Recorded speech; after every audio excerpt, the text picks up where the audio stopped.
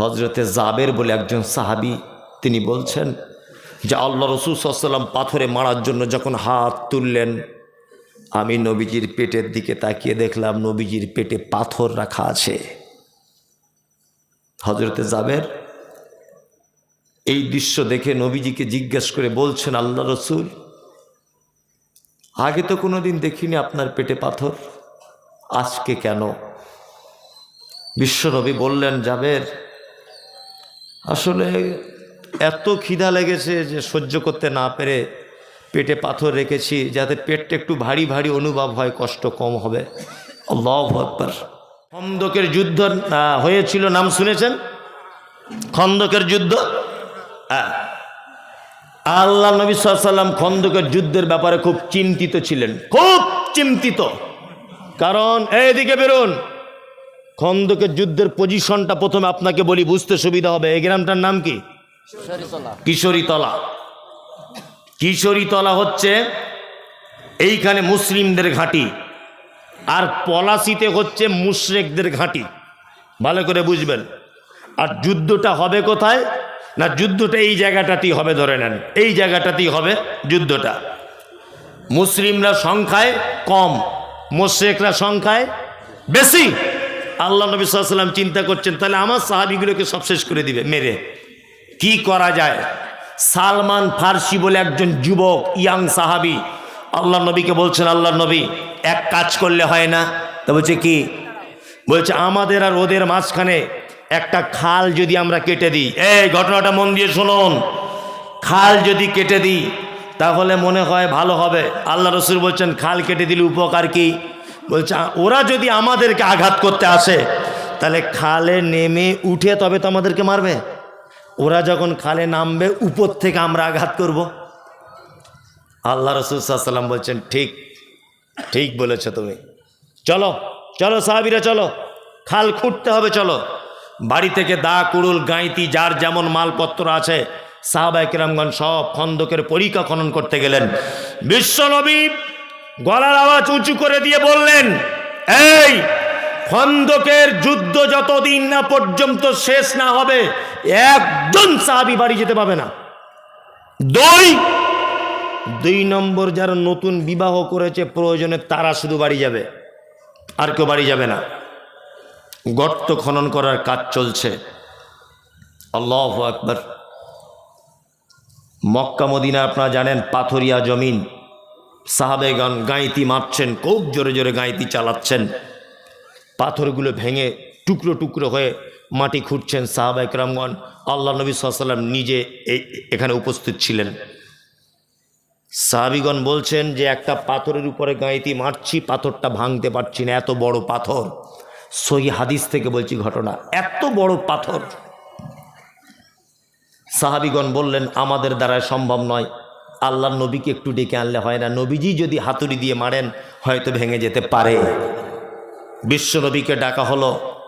বিশ্বনবী মুহাম্মদ রাসূলুল্লাহ সাল্লাল্লাহু আলাইহি ওয়াসাল্লাম এলেন, হাতে একটা গাঁইতি, কুরুল, কোদাল কিছু একটা নিয়ে পাথরের উপর আঘাত করলেন। সমস্ত সাহাবীরা যে পাথর ভাঙতে পারছিলেন না, নবীজি একবার আঘাত করার পরে একদম ধুলোর মতো উড়ে চলে গেল পাথর। হজরতে জাবের বলে একজন সাহাবী, তিনি বলছেন যে আল্লাহ রসুল সাল্লাল্লাহু আলাইহি ওয়াসাল্লাম পাথরে মারার জন্য যখন হাত তুললেন, আমি নবীজির পেটের দিকে তাকিয়ে দেখলাম নবীজির পেটে পাথর রাখা আছে। হজরতে জাবের এই দৃশ্য দেখে নবীজিকে জিজ্ঞেস করে বলছেন, আল্লাহ রসুল, আগে তো কোনোদিন দেখিনি আপনার পেটে পাথর, আজকে কেন? বিশ্বনবী বললেন, জাবের, আসলে এত খিদা লেগেছে যে সহ্য করতে না পেরে পেটে পাথর রেখেছি, যাতে পেটটা একটু ভারী ভারী অনুভব হয়, কষ্ট কম হবে।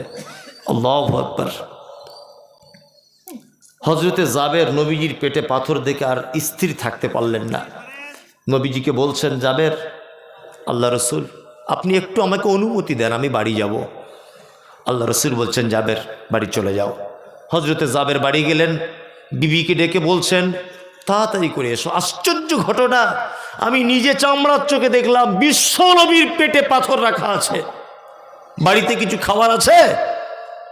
জাবেরের স্ত্রী বলছে একটা বকরির বাচ্চা আছে আর দুটো একটা বাচ্চা ছেলের মতো খাবারের আটা আছে। হজরতে জাবের বলছেন আমি তাহলে তাড়াতাড়ি করে জবাই করে দিই, বকরি তুমি রান্না চাপিয়ে দাও আর রুটি বানাতে লাগো, নবীজিরে করুন অবস্থা থেকে আমি আর থাকতে পারছি না। তখন জাবেরের স্ত্রী বলছেন আপনি তাড়াতাড়ি করে নবীজিকে গিয়ে বলুন যে আমার স্ত্রী আপনাকে দাওয়াত দিয়েছে। হজরতে জাবের চলে এলেন খন্দকের ময়দানে, বিশ্ব নবীকে বলছেন আল্লাহ রসুল বাড়িতে সামান্য কিছু খাবার তৈরি করেছে আমার স্ত্রী, আপনাকে আমার স্ত্রী বাড়িতে ডেকেছে, আপনি একটু চলুন আর দুই একজন সাহাবীকে সাথে নেন, চলুন গিয়ে কিছু খেয়ে আসি। এই কথা যখন বলেছেন তখন আল্লাহ নবী সাল্লাল্লাহু আলাইহি ওয়াসাল্লাম খন্দকের 1000 সাহাবী ছিলেন, কত 1000 সাহাবীর দিকে তাকিয়ে বললেন এ সাহাবীরা, আরে দা কোদাল কুরুল যার কাছে যা আছে নিজ নিজ স্থানে রেখে দাও, চলো জাবেরের বাড়িতে দাওয়াত খেতে যাব। জাবের তো মাথা খারাপ, একটা বকরির বাচ্চা কতটা গোস্ত হবে? 3 কেজি 4 কেজি হবে, হয়তো 5 কেজি হবে। 1000 সাহাবী, কত 1000। এটা সহি হাদিসের ঘটনা, হাদিসে আছে না নেই? আছে। জাবের তো ভয়ে থরথর করে কাঁপছেন, কি ব্যাপার, কি সমস্যা হলো, আমার মান সম্মান সব চলে যাবে। জাবের যখন চিন্তিত অবস্থায় বাড়ি ফেরত যাচ্ছেন, আল্লাহ রসুল তখন জাবেরকে পিছন দিক দিয়ে ডেকে বলছেন জাবের শোনো, বাড়িতে গিয়ে প্রথম কাজ তুমি তোমার স্ত্রীকে বলবে তোমার স্ত্রী যে চুলার উপরে গোস্ত রান্না করছে ওই গোস্তর হাঁড়িটা যেন চুলা থেকে না নামিয়ে দেয়। 2, তোমার স্ত্রী আটা খমির করে যেটা রুটি পাকাচ্ছে রুটির পাত্র যেন চুলা থেকে না নামায়। আমি যাচ্ছি জাবের, চলো। তখন হজরতে জাবের বাড়িতে এসে খুব মন খারাপ, স্ত্রীকে ডেকে বলছেন সর্বনাশ হয়ে গেছে, ঘটনা এই আমি আল্লাহর নবীকে দাওয়াত দিয়েছি আর নবীজি 1000 সাহাবীকে দাওয়াত দিয়েছেন। জাবের স্ত্রী তখন বলছেন চিন্তার কোনো কারণ নেই, আপনি দাওয়াত দিয়েছেন কাকে বলুন? তো বলছে আমি দাওয়াত দিয়েছি আল্লাহর নবীকে। বলছি 1000 সাহাবীকে দাওয়াত দিয়েছে কে? বলছে নবীজি নিজে। তখন জাবের স্ত্রী বলছেন আপনি কেন টেনশন করছেন, আপনি নবীজির দায়িত্ব দিয়েছেন, দাওয়াত করেছেন, নবীজির টেনশন করুন। নবীজি 1000 সাহাবীর দাওয়াত দিয়েছেন, ওটা নবীজি বুঝবেন, তুমি কেন টেনশন করছো? ওই জন্য বারবার বলি বুদ্ধিমান মেয়েকে বিয়ে করবেন। বিয়ে করার সময় কি করা লাগবে? বুদ্ধিমান মেয়েকে বিয়ে করতে হবে, আল্লাহওয়ালি মেয়েকে। আর আমরা আল্লাহু আকবার, চামড়া পরিষ্কার বলছে খুব পছন্দ, খুব। কি বললাম বুঝলেন না? আমাদের বেটা বেটি দেখতে যাওয়ার নিয়ম কি, গিয়ে বেটার বাপ বলছে মা তোমার নাম কি? বলছে শেফালি খাতুন। শেফালি? হ্যাঁ শেফালি। আচ্ছা তোমার ভাই আছে মা? না আমার ভাই নেই, আমি বাপের একটা বেটি। তোমার আব্বা কি করে? না আমার আব্বার ওই বাজারে 4টে দোকান আছে আর আমার আব্বার 4টে লরি আছে। বলছে তাই নাকি? বলছে হ্যাঁ। মানে ও ভাবছে মনে মনে ওর বাপের 4টে লরি আর 4টে দোকান, মানে ওর বাপের বয়স হয়ে গেছে, ওর বাপ মরে গেলেই সব জমি আর গাড়ি আমার বেটার হয়ে যাবে, ও এইটা ভাবছে। খুব পছন্দ। মেয়েটাকে তখন লাস্টে জিজ্ঞেস করছে মা তুমি পড়াশুনো করেছো? বলছে হ্যাঁ বিএ পাস করে। বলছে আর কলেজে যাও না? বলছে না কলেজে আর যাচ্ছি না। বলছি তাহলে এখন কি করছো? বলছে এখন মাঝে সাঝে টিকটকে ভিডিও করে ছাড়ি। চাচা বাড়ি এসে ওর বউকে বলছে সাংঘাতিক বৌমা দেখেছি গো। বলছে কেমন বৌমা? বলছে শুধু বৌমা না টিকটকের নায়িকাও বটে, মোবাইলটা খুলে দেখো, বাড়ি এলে ছেলেকে বলবে টিকটকের নায়িকা। চামড়া পরিষ্কার, দেখতে খুব সুন্দরী। চামড়া পরিষ্কার বলে সুন্দরী নয়। আল্লাহ নবী সাল্লাল্লাহু আলাইহি ওয়াসাল্লাম বলেছেন নারীকে 4টে গুণ দেখে বিয়ে করো। কটা? 4টে বৈশিষ্ট্য। 1, সে সুন্দরী কি না। এখানে একটা প্রশ্ন আলেম ওলামার আজও পর্যন্ত বলেছে কি জানা নেই। সুন্দরী বলতে কি? যে মেয়েটার দাঁত উঁচু, চোখটা টেঁড়া, ওই মেয়েটা আল্লাহ নবী সাল্লাল্লাহু আলাইহি ওয়াসাল্লামের এই হাদিসের উপর আঙুল তুলতে পারে কি পারে না? পারে। যে মেয়েটা বেঁঠে, যে মেয়েটা কালো, আফ্রিকার মতো কুচকুচে কালো, ও তো সুন্দরী নয় আমাদের দৃষ্টিতে, কিন্তু নবীজি বলেছেন সুন্দরী মেয়েকে বিবাহ করো। আদৌ সুন্দরী বলতে কি বোঝানো হয়েছে সেটা দেখতে হবে। কাজী নজরুলের ভাষা মনে পড়ে যায়, দেখিতে পলাশ ফুল অতি মনোহর, গন্ধ বিনে সবে তারে করে অনাদর।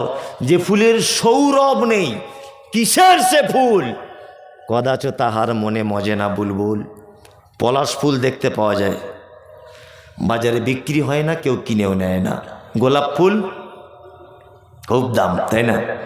ভ্যালেন্টাইন্স ডে একবার শুধু নিয়ে আই লাভ ইউ বলবে 100 টাকা দাম, 250। একবার আই লাভ ইউ বলে, ও আই লাভ ইউ 2 বলতেও পারে, নাও পারে, ভরসা নেই, তারপরেও 250 টাকা পিস, তাই না? তার মানে ও দেখতেও যত সুন্দর, ওর সেন্ট তত ভালো, তাই না? ওই জন্য বলছি, চামড়া পরিষ্কার হলে সুন্দরী নয়, চামড়া সাদা হলে যদি সুন্দরী হতো, তাহলে আমি মনে করব কালো আঙ্গুরের থেকে মূলর দাম বেশি হতো, তাই না? সাদা হলেই যদি দাম বেশি হতো, আপেলের থেকে মূলর দাম বেশি হতো না? এই কালো আঙ্গুর দেখতে ভালো না মূল্য দেখতে ভালো? মূল্য কত কেজি, কত? 10 টাকা। কেউ খাই না, খায়, অথচ কালো আঙ্গুর এখন 400 টাকা কেজি, যান, তাই না? সিলভার কাপ মাছ 100 টাকা কেজি, সাদা চকচক চকচক করে, তাই না? আর দেশি মাগুর 1000 টাকা কেজি। কালো না সাদা? কালো। তার মানে বোঝা যায় কালো বলেই যে খারাপ তা নয়, গুণ যার বেশি দাম তার বেশি, ইমানদারিতা যার বেশি দাম তার বেশি। বেলাল হাবশি, ইথিওপিয়াতে তার বাড়ি, হযরতে বেলালের ইথিওপিয়াতে বাড়ি বেলাল। মাথার চুলগুলো পাখির বাসার মতো কালো, কুচকুচ কুচকুচ কুচকুচ করে বেলালকে। ইমানদারিতার দিক দিয়ে কি উজ্জ্বল নক্ষত্র নয়? উজ্জ্বল নক্ষত্র। আবু জাহেল, আবু লাহাব, জি জানা আছে? দেখতে কেমন ছিল? তখনকার দিনে মক্কা মদিনার আরব দেশের সব থেকে সুন্দরী, সব থেকে সুন্দরের উপাধি পেয়েছিলেন, তার নাম আবু লাহাব। কি বললাম বুঝলেন? সব থেকে সুন্দরী, সুন্দর, কিন্তু ইমান ভিতরটা খারাপ। টিকতে পারবে আল্লাহর দরবারে? বেলাল টিকতে পারবে? টিকতে পারবে। এই যে কথা বলছিলাম, জাবেরের স্ত্রী কথা বলছেন, নবীজি দাওয়াত করেছেন সাহাবীদের, নবীজি বুঝবেন। আল্লাহ নবী 1000 সাহাবীকে নিয়ে জাবেরের বাড়িতে ঢুকছেন। ঘটনাটা শুনুন, কত চমৎকার। আল্লাহ নবী সাল্লাল্লাহু আলাইহি ওয়াসাল্লাম জাবেরকে বলছেন, জাবের এক কাজ করো, কই কোথায় হাঁড়ি কুড়ি আছে বলো। জাবের বলছেন, ওই দেখুন গোস্তের, এই দেখুন রুটির। আল্লাহ নবী সাল্লাল্লাহু আলাইহি ওয়াসাল্লাম জাবেরকে একটা নিয়ম বলে দিলেন, 10 জন করে সাহাবী ভিতরে ঢোকাও। কতজন করে? 10 জন। জাবের 10 জন করে সাহাবী ঢোকাচ্ছেন, গোস্ত রুটি দিচ্ছেন, আল্লাহ রসুল খাচ্ছেন, চলে যাচ্ছেন। এইভাবে 1000 সাহাবীর পেট ভর্তি হয়ে গেল। বিশ্বনবী বলছেন, জাবের তুমি রুটি খাও, তোমার পরিবারকে খাওয়াও। হযরতে জাবের বলছে, আমি রুটি খেলাম, আমার পরিবারকে খাওয়ালাম। জাবের বলছেন, ইয়া রাসূলুল্লাহ, কে রুটি তো এখনো যেমন তেমন কার আছে, গোস্ত যেমন তেমন কার আছে, ওদার নবী বাকিটা কি করব? বিশ্ব নবী বলছেন, জাবের তোমার প্রতিবেশীদের ভিতরে রুটি তরকারি বিলি বন্টন করে দাও। হযরতে জাবের বলছেন, আমার প্রতিবেশীদের ভিতরে বিলি বন্টন করে দিলাম, তারপরেও যেন যেমনকার মাল তেমন আছে। হযরতে জাবের বলছেন, সেই দিনকার গোস্ত রুটি যদি গোটা মদিনা শহরবাসীকে আমি যদি বিলি বন্টন করে দিতাম, গোটা মদিনার মানুষ যেন খেয়ে পরিতৃপ্ত সহকারে তার ক্ষুধা নিবারণ হয়ে যেত, তাও যেন কম হয়ে যেত না। আল্লাহু আকবার। কতটা বকরি? একটা বাচ্চা, আর রুটি 2-3টে বাচ্চা ছেলের। আমরা যদি অলৌকিক কোনো ঘটনা যদি শুনতেই হয় আল্লাহর ওলিদের, আমরা এইগুলো শুনবো, তাই না? হাদিস থেকে শুনবো, তাই না? জি, এর থেকে আপনি শিক্ষা গ্রহণ করুন। আপনাকে আমি বলে দিচ্ছি কয়েকটা কথা, সেটা হচ্ছে এই যে আপনার স্ত্রী আপনার বাড়িতে বরকত না হবার কয়েকটি কারণ বলে দিব। ছোট্ট কথা আমল করুন, আমি আর 5 মিনিট আছি। 1, বাজার থেকে যদি আপনি 1 কেজি গোস্ত কেনেন, আপনার স্ত্রীকে বলবেন 750 গ্রাম রান্না করতে, 250 গ্রাম ফ্রিজে ঢুকিয়ে রাখতে, বরকত হবে। কি বললাম বুঝলেন? বাড়ি থেকে বেগুন, বাজার থেকে বেগুন এনেছেন 4 পিস, 3 পিস রান্না করুন, 1 পিস রেখে দেন। দই আপনার স্ত্রীকে বলবেন আমাদের দরজা থেকে যেন কেউ ফেরত না যায়। তুমি যত কাজেই ব্যস্ত থাকো, তুমি উত্তম কথা বলে ভিখারিকে বাড়ি থেকে বিদায় জানাবে, সাদকার নেকি পাবে। নাম্বার 3, আপনার স্ত্রীকে আজকে থেকে একটা অভ্যাসে পরিণত করাবেন যে তরকারি যাই রান্না করে একটু ঝোল করে রান্না করবে, এতে বরকত হবে। নাম্বার 4, আপনার স্ত্রীকে বলবেন হাঁড়ি থেকে ভাত যখন খুলবে, চামচটা যেন হাঁড়ির মাঝখানে যেন মেরে না দেয়, হাঁড়ির এক সাইড দিয়ে ভাতটা খুলতে বলবেন, মনে থাকবে। নাম্বার 6, আপনার স্ত্রীকে বলবেন চাউলের বস্তাতে এখনো 3 দিনের রান্না করার চাউল আছে, আপনি আবার চাউল কিনে ওই বস্তাতে ঢেলে দিবেন, চাউলে বরকত হবে।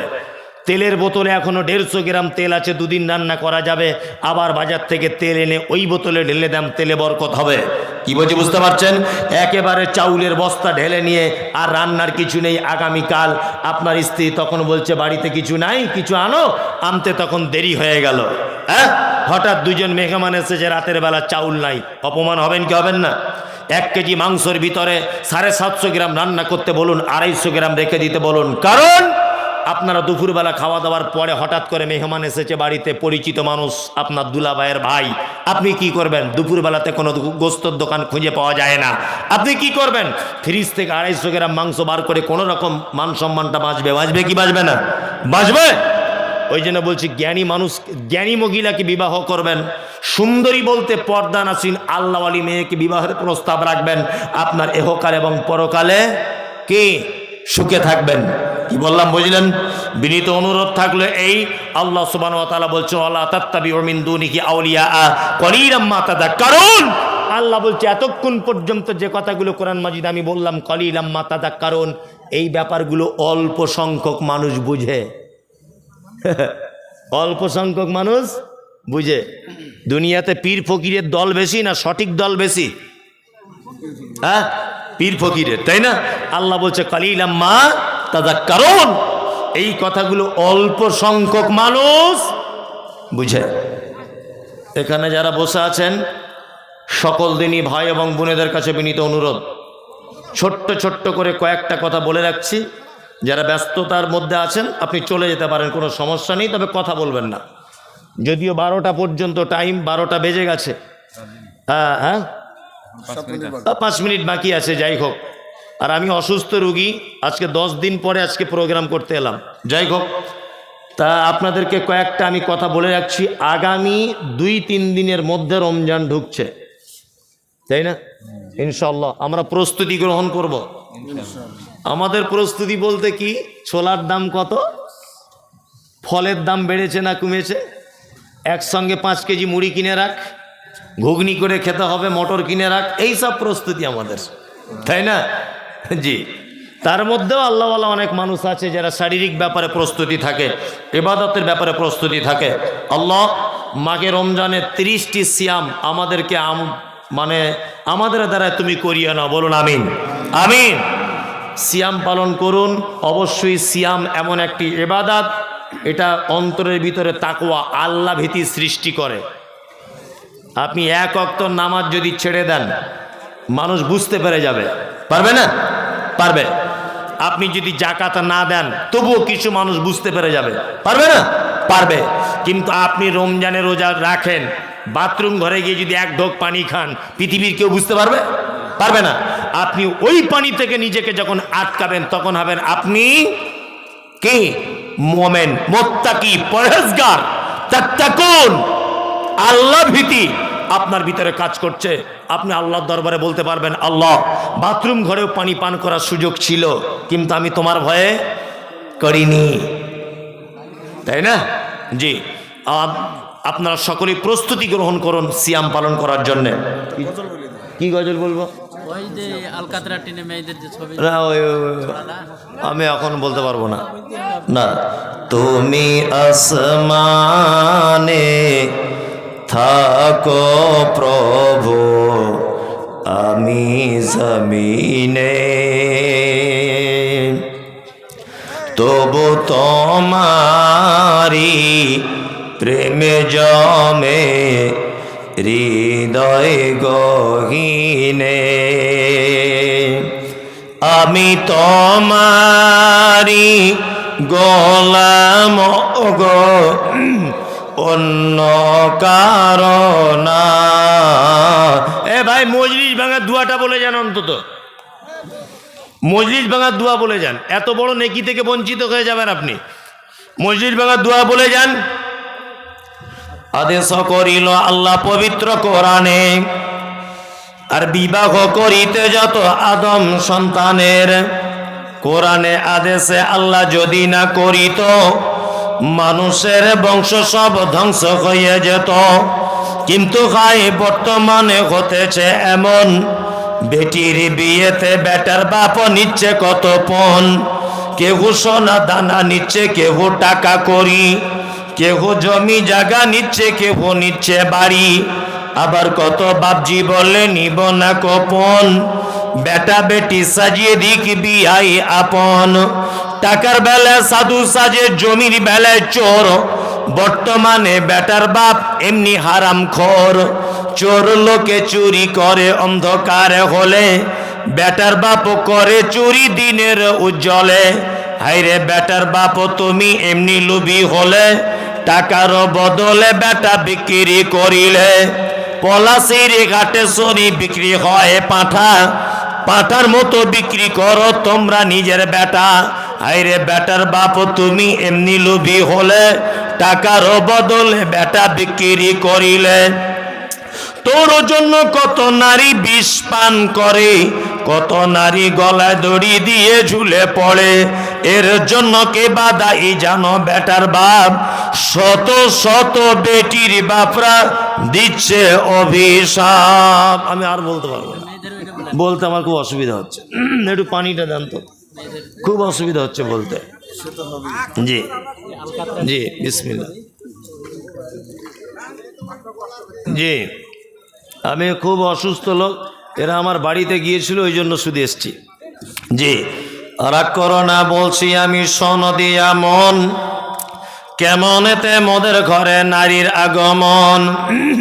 যতই করো নামাজ রোজা দেখাও পরহেজগারি, বাজারেতে কিনলে শাড়ির সঙ্গে পাবো নারী।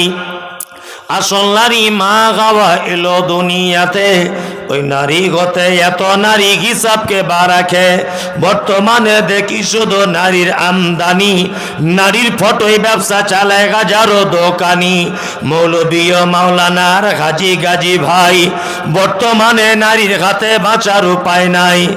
রেডিও টেলিভিশন আর সিনেমা হলে দলে দলে যাচ্ছে পুরুষ নারী আছে বলে। তুমি এসে স্টেজে দেশলাইটা হাতে নিয়ে ঠুকতে যাব কাঠি, ঠোকার আগে তার উপরে আছে নারীর পাটি। নববর্ষের দিনে দেখো হাজার দোকানদার, নারী মার্কা ফটো দিয়ে দিচ্ছে ক্যালেন্ডার। বাজারেতে চা বিস্কুট আনবে সবাই কিনে, সেটাই দেখো নারীর ফটো বিস্কুটের ওই টিনে। আলকাতরা টিনে দেখো নারীর ফটো আছে, বেশি দামে আলকাতরা বিক্রি হবে বলে। পানের সঙ্গে জর্দা খাবে 300 পাতির কোটো, সেটাই দেখো বাদানাইকো আছে নারীর ফটো। ইফকো কিনুন, পটাশ কিনুন, রাসায়নিক সার, তার বস্তার উপর দেখতে পাবে নারীরও পিকচার। সাইকেলের ওই সামনের চাকায়, মার্কেটের ওই নিচে, সেটাই দেখো বাদানাইকো নারীর ফটো আছে। তোর বউকে যায় না দেখা যায় না রাস্তাঘাটে, ওই বউকে দেখবে সবাই ভোটের তালিকাতে। গজল তো অনেক শুনেছেন, তা আমার ড্রাইভারের কাছে একটা শুনুন। এই ইমতিয়াজ কই, দুজনকে দুটো গজল শোনাবো। প্রথমে ইমতিয়াজ, এটা হচ্ছে আমার ভাই, ও খুব ভালো গজল বলতে পারে। হ্যাঁ জি, আমার আসার কোনো লাইন নেই তবু